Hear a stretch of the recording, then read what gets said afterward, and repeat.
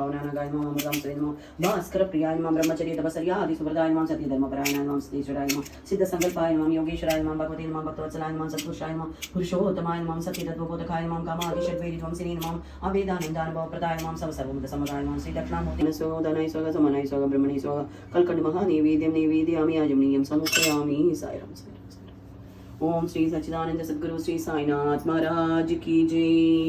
ओम श्री सच्चिदानंदाय विद्महे श्रीवासाय धीमहि तन्नो साई प्रचोदयात्। ओम श्री सच्चिदानंद सद्गुरु श्री साईनाथ महाराज की जय। இன்னைக்கு சாமியோட பாதம் வச்சு பூஜை பண்ணணும். அழகா இருக்கீங்க. அதுல எனக்காக ஒரு குழந்தை வந்து அழகா ஒரு மாலை கட்டி கொடுத்துருந்தது. அதையும் நான் போட்டுட்டேன். அந்த மாலையில வந்து ஆக்சுவலா அந்த மாலையில பார்த்தீங்கன்னா என்னோட பேர் போட்டு கொடுத்துருக்கு அந்த குழந்தை செய்து. அந்த குழந்தைக்கு ஒரு தேங்க்ஸ் சொல்லணும். ஆக்சுவலா அதுல ஜேஎஸ்ன்னு போட்டிருக்கு, ஜோதி சுரேஷ்னு. அது அவரோட பாதத்துல இருக்கிறதா கரெக்டா இருக்கும்னு தோணித்ததுனால அவரோட பாதம் இன்னைக்கு என்னோட குழந்தை அது யதார்த்தமா எடுத்து வச்சு அதுக்கும் விபூதி அபிஷேகம் பண்ணோம். உண்மையிலேயே அது ஒரு பெரிய கொடுப்பினியா நினைச்சேன். இன்னைக்கு எதனால அப்படி நடந்தது சுவாமிக்கு எடுத்து வச்சா நான் எனக்கு தெரியாது. குழந்தை வச்சுதான் நாங்க அப்படியே ஃபாலோ பண்ணினோம்.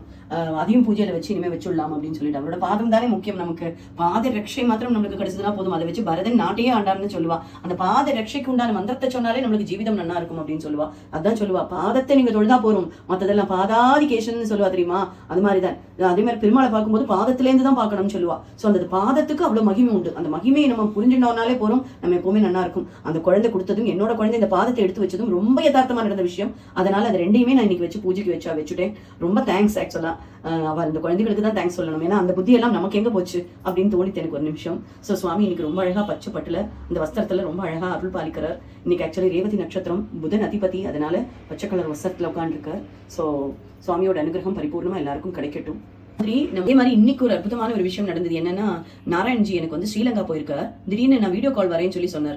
என்னன்னு எனக்கு தெரியலை. அதுல பார்த்தா ஒரு பாதத்தை காமிச்சார். அது வேற யாரோடதும் இல்லை, நம்ம ஆஞ்சநேயரோடது தான். ஆக்சுவலி அசோகவனத்துல சீதை இருந்தோடனே அங்க போய் ஆஞ்சநேய பகவான் அந்த சூடாமணியை கொடுத்துட்டு அந்த சூடாமணியை வாங்கிட்டு இவரோட மோதிரத்தை கொடுத்துட்டு வருவார் தெரியுமா. அந்த சம்பவம் நடந்த இடம்னு சொல்லி எனக்கு ஒரு இடத்த காமிச்சார். அங்க பெரிய பாதம் ஒன்று இருந்தது. காத்தால இருந்திருந்தோம் அந்த தரிசனம் தான். ஆக்சுவலி ஒரு 11 மணிக்கு எனக்கு கூப்பிட்டுருந்தார்.